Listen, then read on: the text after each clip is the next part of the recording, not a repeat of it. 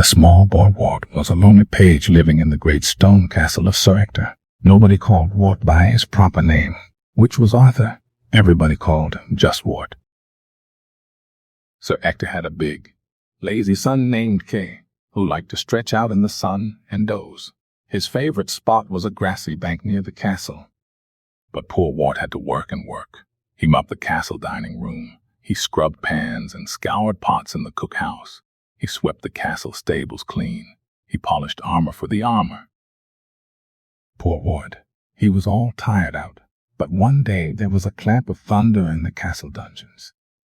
There was a puff of smoke, and there stood a strange old man. My name is Merlin.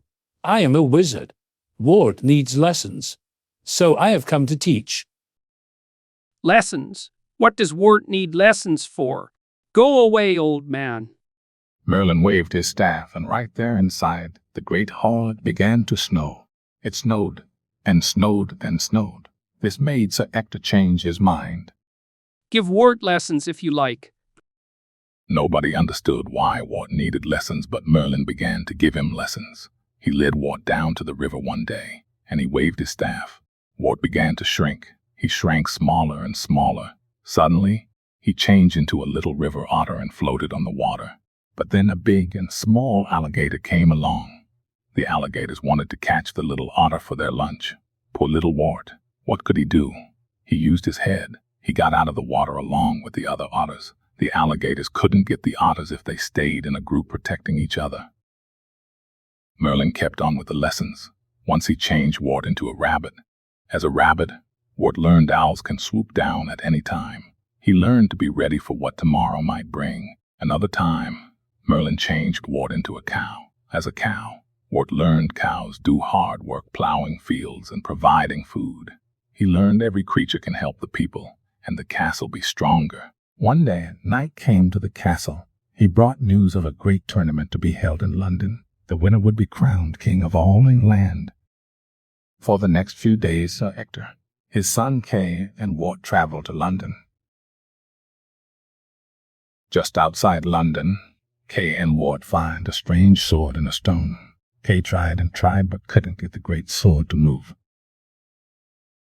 After many days and nights, they came at last to the tournament field. There was a blast of trumpets, and the tilting started.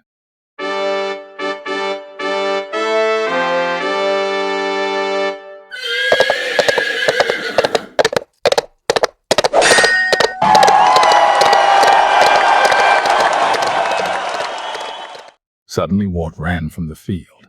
He had forgotten Kay's sword. Wart ran as fast as he could, but the sword was lost. Poor Wart, where could he find a sword? He ran and ran.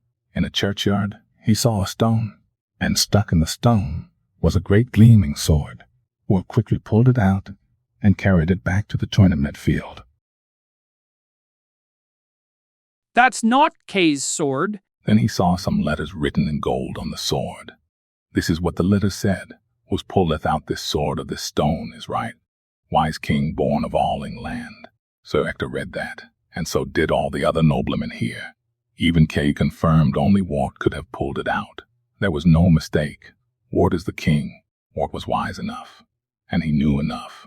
For that's what the lessons had been for to prepare Wart to be king, and Wart became a great king, known forever after as King Arthur.